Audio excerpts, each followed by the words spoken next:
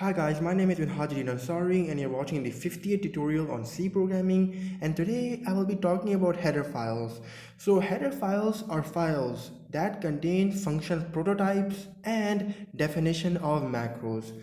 So in order to create a header file, first go and click on file and click on new project and name your project.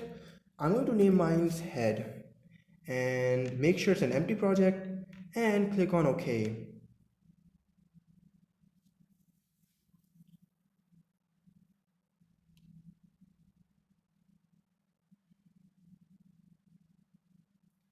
And now on the right side, right click on header files and add a new item. And select header file right here, and again you can name your header file anything you want. So I'm going to name mine's add. And the header file always has a .h extension.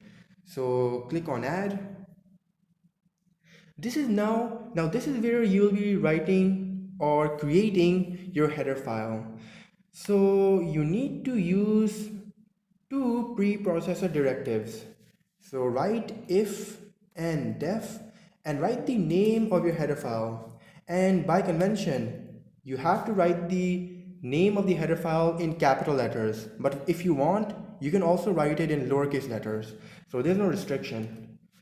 So write if and def and write define preprocessor directive and write the name of your header file again.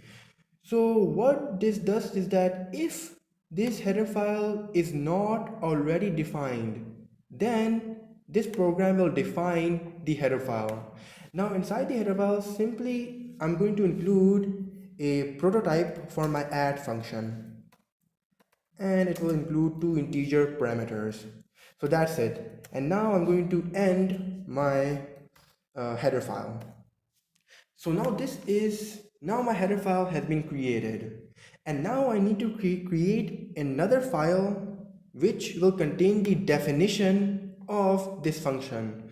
So, and that file is called the implementation file. So now go to source files, right click on it and add a new item and select CPP file. And since I'm writing a C file, so remove the two P's from here.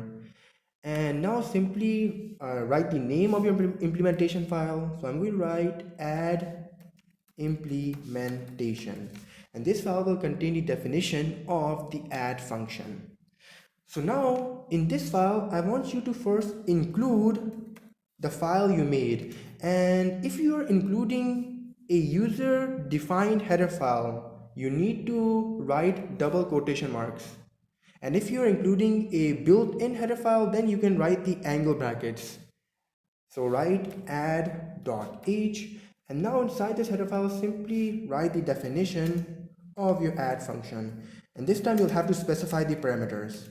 So a and b are my two integer parameters, and simply this function is going to return the sum of a and b. So this is the definition of the add function, and now I'm going to create the final file, and this file will contain my main function. So again, right click on source files and add new item and create the file which will contain the main function. So I'm going to name it main.c and click on add. So now inside this file, first include your header file because you'll be using that. And now include the basics, include the stdio.h and include gonio.h, and now write your main function. And inside the main function, I'm going to define two integer variables, a is equal to 5, b is equal to 5, and I'm going to define one more integer variable, sum, and sum will be equal to the summation of integer variables a and b, and I'm going to use the add function for that purpose. So notice how I haven't defined the add function anywhere in my main program. So there is no definition of the add function anywhere here, but I'm still using it. So now when I run the program, is going to give me the sum of a and b, and it's going to store it inside the integer variable sum. And in the end, let me just write my printf statement to print the value of the integer variable sum. So let me run the program.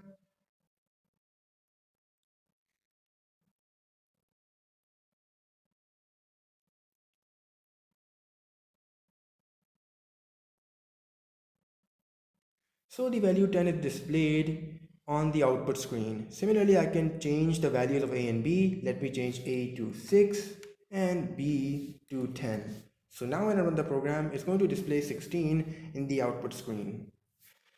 So now this is how header files work. And now you might be wondering, I haven't defined the add function in my main program. So how is this program working? How is the add function working right here? Well, this has to do with the linker program. And I already discussed about the different stages your program goes through in my first tutorial or second tutorial. So after your source code is compiled, it becomes an object code. An object code are simply ones and zeros. Similarly, the definition of the function is also compiled and it also becomes an object code. So what the linker program does is that the linker program links the object code of your main function with the object code of the definition of the add function. So in the end, the final executable file is created, and this is why the add function works. So this is all it about the header files. If you have any questions, please ask them in the comment section, and thanks for watching this video.